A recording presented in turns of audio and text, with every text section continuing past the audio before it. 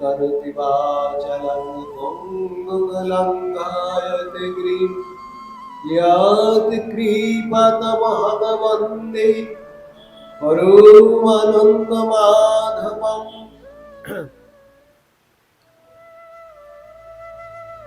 वंशकल्पतरुभ्यश्च कृपा सिन्धुभ्यैव च पतितानां पावनेभ्यो वैष्णवेभ्यो नमो नमः। नारायणं नमस्कृत्य नरं चैव नरोत्तमं देवीं सरस्वतीं व्यासं ततो जयमुदीरये। तुलसीकाननं यत्र यत्र पद्मवनानि च पुराणं पाठनं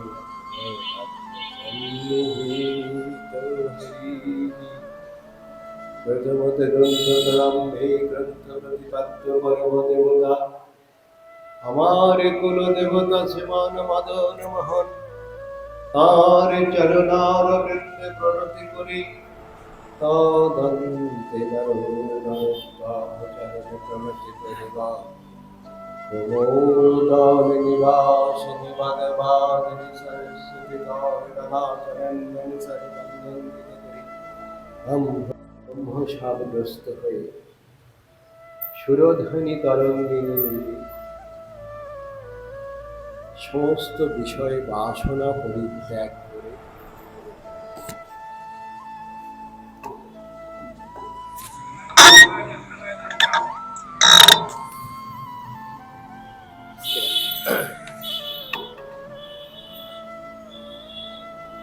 বিষয় বাসনা পরিত্যাগ করে তিনি গঙ্গা তীরে এসে উপনীত হয়েছে।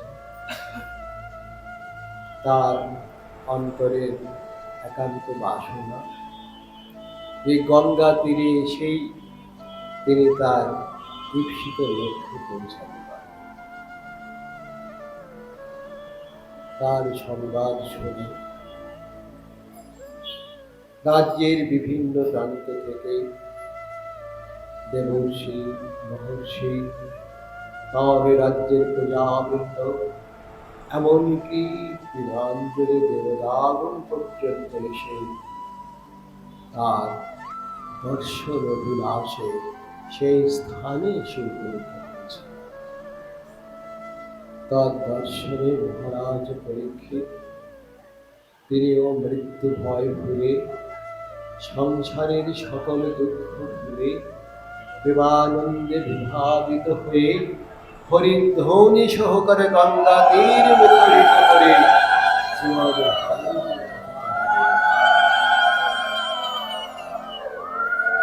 মহারাজ পরীক্ষিত তিনি আজ মৃত্যু পথে যাত্রী। মাত্র 7 দিবস কাল তার আয়ু রয়েছে পৃথিবীতে। এরপরেই তার স্বধামে যাত্রা করার সময় এসে পড়ে। তাই ভক্তগণ, পরীক্ষিত রাজা ভাবছেন এই যে দুর্লভ জন্ম পেয়েছি, এই জন্মেই আমি আমার এই জন্ম যাতে সার্থক হয় সেটি প্রতিপন্ন করার প্রয়াস।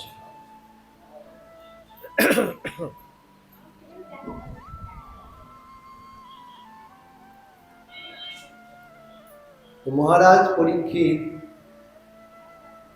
যদি আমরা একটু পেছন দিকে গিয়ে, অনেকে আমার অনুরোধ করেছেন যে পরীক্ষিত রাজার এই কাহিনীটা একটু বলুন। তো অতি সংক্ষেপে, এটা সবাই আমরা জানি, বহুদিন ধরে শ্রবণ করছি। উপবেশন সঠিক হয়েছিল, প্রায় উপবেশন অর্থাৎ উপবাস করা। পরীক্ষিত রাজা উপবাস করলেন কেন? তার 2টি কারণ রয়েছে। প্রথম কারণ, তিনি ভাবছেন যে ক্ষুধ পিপাসায় প্রকৃত হয়ে সুমহান রাজা, সুমহান ঋষিবর শ্রমিক ঋষির গলদেশে আমি মৃত সর্প অর্পণ করেছি। সুতরাং সেই ক্ষুধা তৃষ্ণাই আমার জীবনের কাল হয়েছে। আমি আর কোনো অন্ন জল আজ থেকে গ্রহণ করব না। আর দ্বিতীয় ভাবনা হলো যে আমি এমন বস্তু পান করব, কৃষ্ণ রসধামৃত আকুণ্ঠ ভরে পান করে আমার এই জীবনকে চিরকৃতকৃত করব, চিরধন্যাদি ধন্য করার প্রয়াস। তাই তিনি কিছুই গ্রহণ করেন। এই অভিলাষ তিনি ব্যক্ত করলেন উপস্থিত ঋষিবরদের নিকট। তিনি বললেন, আমার প্রায় উপবেশন সঠিক হয়েছে তো? সমস্ত ঋষিবররা সম্মতি জ্ঞাপন করলেন। তখন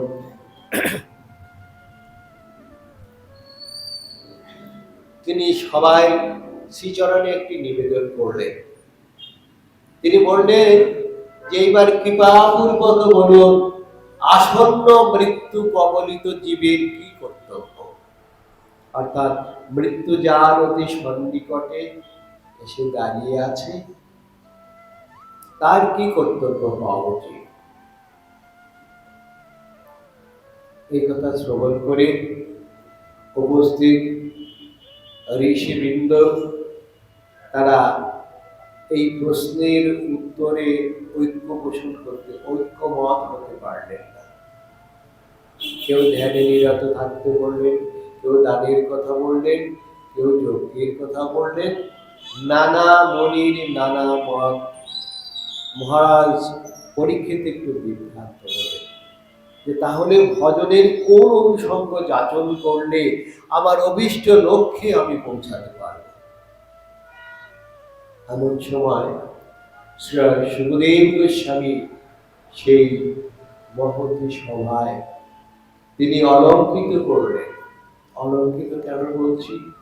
কারণ পূর্ণিমা রজনীতে লক্ষ তারার ভিড়ে যখন পূর্ণচন্দ্র উদিত হয়, সমস্ত তারকারাজি ম্লান হয়ে যায়, আর সেই পূর্ণিমা রজনী শশধরের পূর্ণ কিরণে চতুর্দিকে উদ্ভাসিত হয়ে যায়।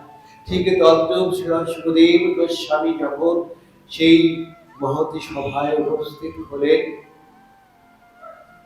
তখন সবাই দণ্ডায়মান হয়ে, এমনকি তার পিতৃদের যিনি বেদের বিভাগ করেছেন, জনকল্যাণে অনেক গ্রন্থ প্রণয়ন করেছেন, সুখদেব গোস্বামীকেও তিনি ভাগবতের জ্ঞান প্রদান করেছেন, তিনিও দণ্ডায়মান হয়ে সুখদেব গোস্বামীকে সম্বর্ধনা গ্রহণ করলেন। দেখুন, আজ বলছি যে শ্রী সুখদেব গোস্বামী হচ্ছেন 40 ভাগবত। এক ভাগবত হয় ভক্তি রস শাস্ত্র, আর এক ভাগবত ভক্ত রস পাত্র। অর্থাৎ সুখদেব গোস্বামী আমাদের সম্মুখে যে ভাগবত গ্রন্থ রয়েছে, এটি চলমান নয়।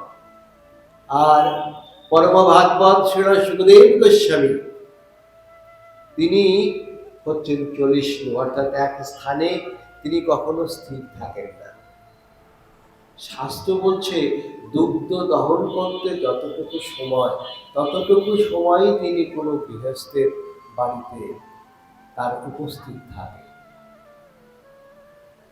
তারপর সেই স্থানান্তরিত হয়। মাহাত্ম ভাগবতীয় কথা এর খোঁজ কোথায় পেলে?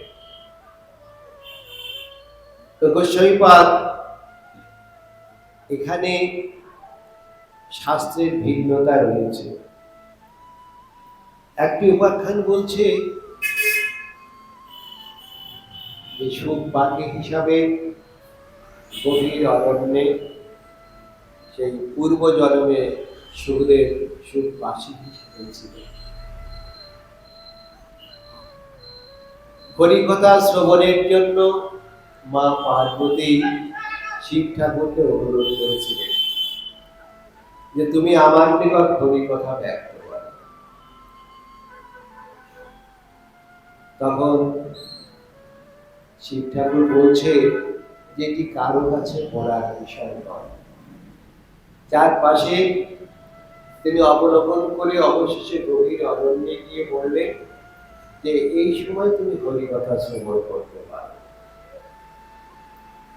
তখন তিনি হরি কথা বলতে আরম্ভ করলেন। হরি কথা শ্রবণ করতে করতে করতে করতে যেমন শ্রোতা তেমন বক্তা। মহাদেব সমাধিস্থ হয়েছে আর পার্বতী নিদ্রান্বিত হয়েছে। তিনি নিদ্রিত হয়ে গেছেন। এখানে প্রশ্ন হতে পারে যে যিনি স্বয়ং মহামায়া অর্থাৎ যোগ মায়া হরি কথা শুনে তিনি কেন নিদ্রাভূত হয়ে যাবেন? তার কেন ঘুম আসবে? তো তাদেরই যদি ঘুম আসে, আমরা সাধারণ মানুষ, আমরা একটু ঘুমিয়ে যাব পরিশ্রান্ত, আমাদের দেহ পদ্মময় জীবন, আমরা তো ঘুমের কোলে আশ্রয় নিতেই পারি। এর উত্তর হচ্ছে এই মহাভাগবতীয় কথা তিনি জগৎ জীবকে প্রদান করবেন বিধায়, কারণ সবই ভগবানের অপ্রাকৃত লীলা। তার লীলা বুঝা বড় ভাগ।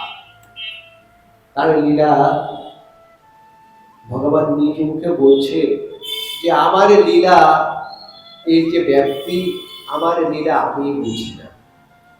সুতরাং পার্বতীর এটি ঘুম নয়, নিদ্রা নয়। জগৎ জীবকে যাতে এই ভাগবতীয় এই মহৎ বাণী যেন জগৎ জীবের গোচরীভূত হয়, কারণ কলিযুগে মানুষের অন্নগত প্রাণ এবং জনিগত মন, তদুপরি গ্রাস আচ্ছাদনের নিমিত্তার্থে তাদের সমস্ত জীবদ্দশাই কর্ম করতে হয়। ফলে ধর্মাচরণের সুযোগ তাদের খুবই সীমিত। তাই কলিযুগেও যাতে জীব তারা ভগবানের প্রসঙ্গ যাতে ভুলে না যায়, অর্থাৎ শুধুমাত্র শ্রবণের দ্বারাই তাদের ভগবত প্রসঙ্গে ভগবত অনুসঙ্গে তারা বিরাজ করতে পারে, এই অভিলাষে এই ভাগবতীয় মহৎ তত্ত্ব তিনি এইভাবে কলিযুগের প্রতিটি জীবের মধ্যে তিনি দান করবেন।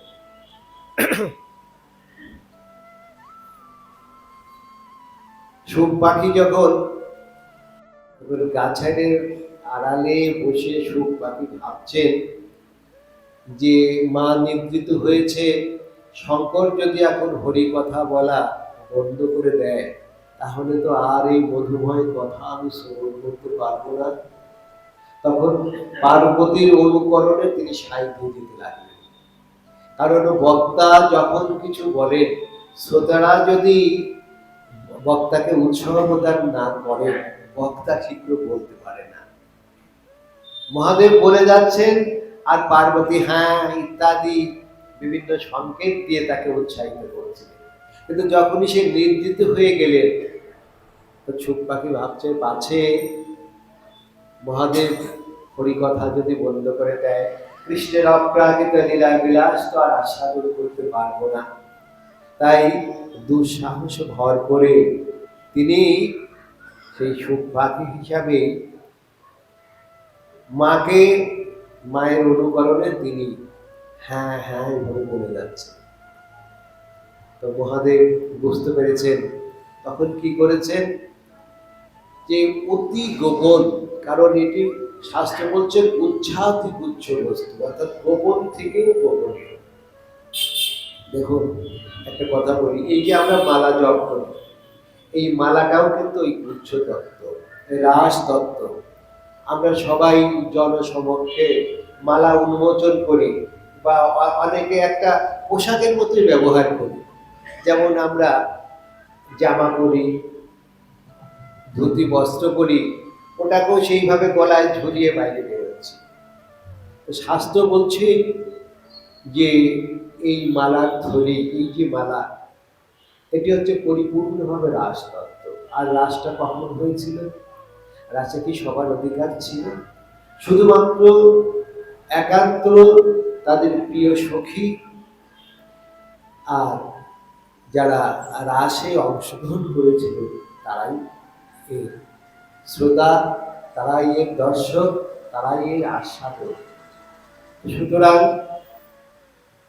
এত যেটি গুচ্ছ ব্যাপার, এত গুচ্ছ বিষয়, কিন্তু আমরা সর্বসমক্ষে কি করে এটি আমরা এইভাবে দৃশ্যমান করি?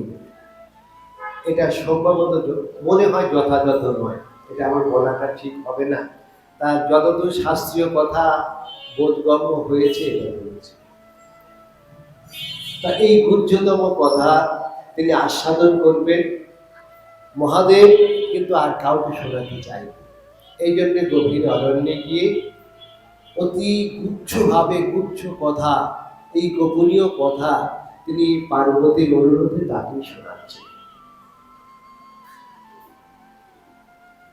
সুখ পাখি অর্থাৎ তৃতীয় কোনো বস্তু তার দৃষ্টিগোচর হয়েছে, এটি আস্বাদনের অংশ নিয়েছে জেনে মহাদেব কি করেছেন? তাকে তাড়া করেছেন। অবশেষে তার উদ্দেশ্যে মহাদেবের কাছে যে অস্ত্র ত্রিশূল রয়েছে, ত্রিশূল ছুঁড়ে রয়েছে। সুখ পাখি তখন দিক বিদিক জ্ঞান শূন্য হয়ে বেদব্যাসের জঠরে গিয়ে আশ্রয় লাভ করেছে।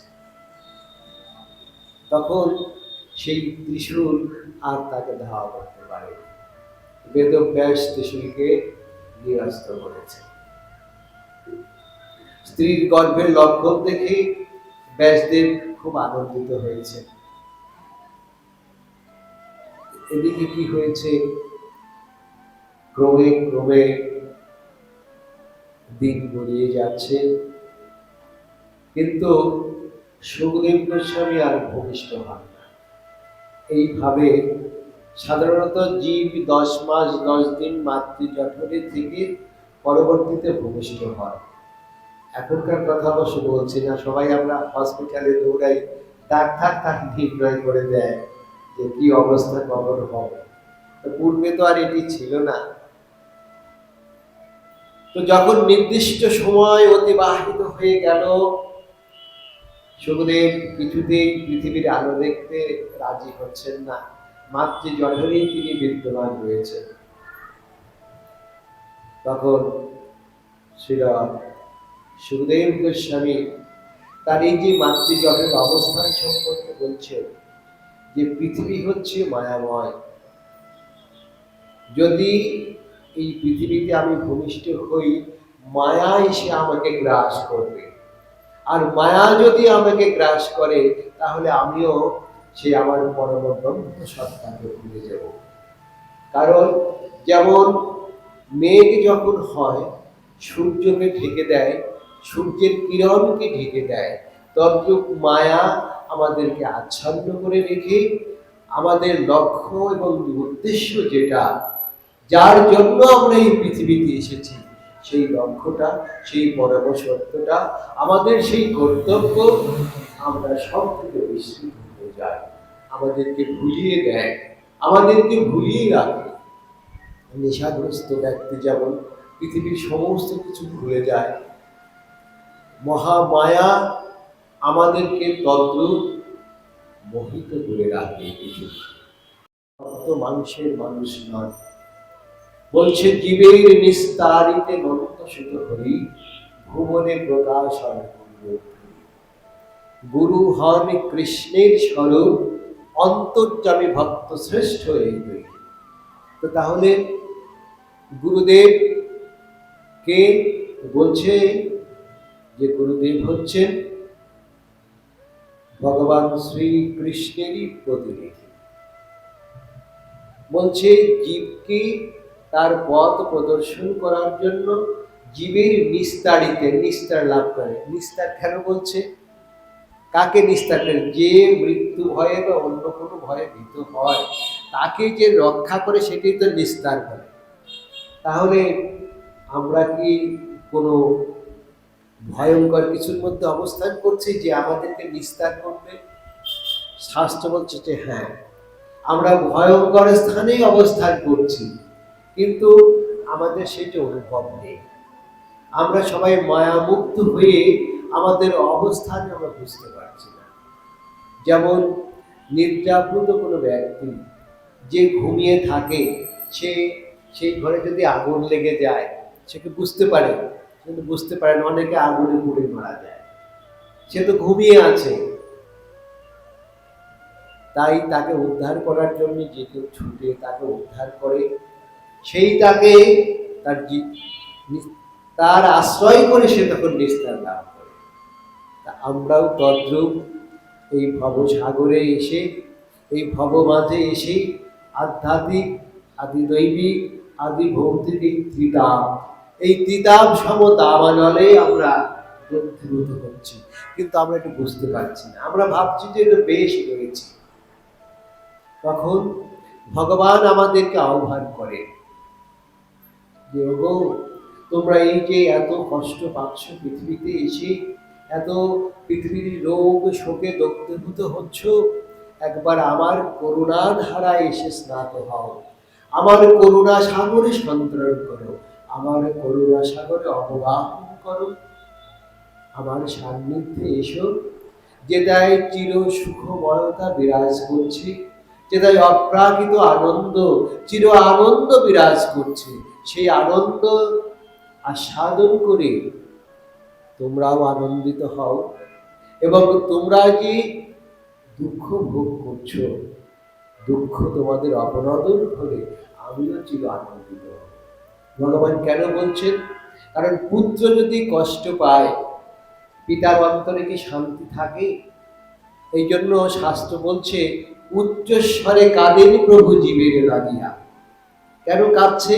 কারণ প্রভু বুঝতে পারছে যে এরা দুঃখ সাগরে বিমোহিত, দুগ্ধময় আগুনে দগ্ধীভূত হচ্ছে, তাই এদের রক্ষার জন্য প্রভু তাদেরকে আহ্বান করছে, প্রতিটি জীবকে অবিরত আহ্বান করছে, কিন্তু সেই আহ্বান আমরা শুনতে পাচ্ছি না।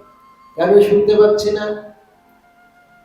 কারণ মায়া, কলুষতা, কাম, ক্রোধ, লোভ, মোহ, মাৎসর্য আমাদের এই কর্ণকে বধির করে রেখেছে। তাই কৃষ্ণের বাসী, কৃষ্ণের আকুল আহ্বান আমাদের কণ্ঠকুহরে প্রবিষ্ট হচ্ছে। তখন ভগবান কি করছেন? যে অন্তরে অন্তরে ডেকেই তো জীব আমারে ডাকে সাড়া দিচ্ছে না, তখন তিনি গুরু রূপে সম্মুখে প্রকটিত হন। এখন প্রশ্ন হচ্ছে যে আমি তো চিনি, যিনি আমাকে মন্ত্রপুত করলেন, আমরা তার বাড়ি কোথায়, ঠিকানা সবই জানি, তিনি তো আর ভগবান নন, তিনি সাধারণ মানুষ। এই প্রশ্ন আসতেই পারে মনে মনে সবারই। এই প্রশ্নটা একটি বাস্তব, একটি মহাসত্য। তো শাস্ত্র কি বলছে? শাস্ত্র বলছে যে দেখো, যখন কোনো মানুষের ভূতে ধরে, ভক্তজন একটু মন দিয়ে শুনবে, মানুষের যখন ভূতে ধরে তখন তার যে নিজস্বতা, তার অন্তরের যে ব্যবহার, তার প্রকৃত যে অন্তরাত্মা, সেটি কি হয়ে যায়? সেটি আর বহিঃপ্রকাশে ঘটে না। অর্থাৎ ভূতের প্রভাব এমনভাবে সে প্রভাবিত হয়ে যায়, সে যেটা করে তার ইচ্ছাই কল্যাণের জন্য, আমার জন্য যে কার্য ভক্তজন সম্পাদন করে সেটি ধর্ম। আর যে কার্যের মধ্যে আমার কোনো সংযুক্ততা নেই, যেটার মধ্যে কোনো কৃষ্ণ নামের গন্ধ বাষ্প নেই, সেটি যতই মহত্তর হোক না কেন, সেটি ধর্ম বলে বিবেচিত হয়। এটাই হচ্ছে আমাদের শাস্ত্রের কথা। অর্থাৎ যে কর্মকার্যের মধ্যে ভগবৎ কর্ম নিবিষ্ট নেই, ভগবৎ কার্য যার মধ্যে নেই, একজন ব্যক্তি, খুব ভালো ভদ্রলোক, তিনি তার জীবনযাপন, তার স্বভাব অতি উত্তম, সবাই তাকে ভালোবাসে, কাউকে আঘাত দেয় না, তিনি অতি পূর্ণবান, তিনি অতি পূর্ণ কর্ম করেন। কিন্তু আমার শ্রীকৃষ্ণকে তিনি চেনেন না, কৃষ্ণকে তিনি মানেন না, কৃষ্ণের চরণে তিনি পুষ্পার্ঘ্য নিবেদন করেন না, কৃষ্ণকে তিনি বিশ্বাস করেন না। তো সেই ভদ্রলোক যতই মহান ব্যক্তি হোক না কেন, আমাদের শাস্ত্র বলছে যেহেতু ভগবান কৃষ্ণের সঙ্গে তার কোনো সংশ্লিষ্টতা নেই, সুতরাং তিনি ধর্মাচার্য। তাহলে যার সঙ্গে ভগবান শ্রীকৃষ্ণের সেই মহত্ব সম্পর্ক বিদ্যমান রয়েছে, সেটি হচ্ছে ধর্ম, সেটি হচ্ছে ধর্ম। মানুষ যদি ধর্মচ্যুত হয়ে যায়, কৃষ্ণ ভজন থেকে বিচ্যুত হয়ে যায়, তাহলে মানুষের সেই কর্ম, শাস্ত্র বলছে যে সেটি ধর্ম হিসাবে বিবেচিত হবে না। যেখানে ভগবত্তা সংশ্লিষ্ট রয়েছে, শ্রীকৃষ্ণের চরিতামৃত সুধা আস্বাদন হচ্ছে, ভগবানের কথা যেখানে বিদ্যমান রয়েছে, সেটি ধর্মীয় কার্য হিসেবে ভগবানের কথা যেখানে অনুপস্থিত রয়েছে, সেটি ধর্ম হিসাবে বিবেচিত হচ্ছে। তো তাহলে যদু তার পিতা যযাতিকে প্রত্যাখ্যান করে একটা ধর্মের অপূর্ব দৃষ্টান্ত স্থাপন করেছে। তার পিতা যদুর যৌবন গ্রহণ করতে চেয়েছিলেন কেন? ইন্দ্রিয় চরিতার্থ করার জন্য, তার ইন্দ্রিয়কে ভোগ করার জন্য। সে তো এটি বলেনি যে দেখো আমি এই যে অসময় জরাগ্রস্ত হয়ে গেলাম, আমি তো আর গোবিন্দ ভজন করতে পারলাম না, তো তুমি যদি তোমার যৌবনটা আমার প্রদান করো, আমার জীবন তো এইভাবে ব্যর্থতায় পর্যবসিত হলো, হে পুত্র তোমার যৌবনকে আমার দান করো, আমি প্রাণ ভরে আমার গোবিন্দকে ভজনা করে আমার এই দুর্লভ মনুষ্য জন্মকে আমি চির সার্থকতায় রূপায়িত করতে। তিনি তো সে কথাটি বলেননি। তিনি তার পুত্রকে বললেন যে ভোগ বাসনা আমার এখনো তিরোহিত হয়নি, আমার চিত্ত এখনো সংসার থেকে বিমুখ হয়নি, আমি আরো সংসার ভোগ করতে চাই। আর আমাদের ভক্তি শাস্ত্র কি বলছে, ঋষি নরোত্তম কি বলছে, আর কবে নিতাই চাঁদ করুণা করিবে, বিষয় তৃষ্ণা মোর কবে তুচ্ছ হবে, বিষয় ছাড়িয়া কবে শুদ্ধ হবে মন, কবে হাম হেরিব সেই মধুর বৃন্দাবন। কি বলছে যে বিষয় ছাড়লে চিত্ত শুদ্ধ হবে, অন্যথায় চিত্ত কলুষিত থাকে। বিষয়ের সঙ্গে যত সংযুক্তি থাকে, যত সংশ্লিষ্টতা থাকে, চিত্ত তত ম্রিয়মান হয়ে থাকে, তত কলুষ কালিমা লিপ্ত হয়ে থাকে।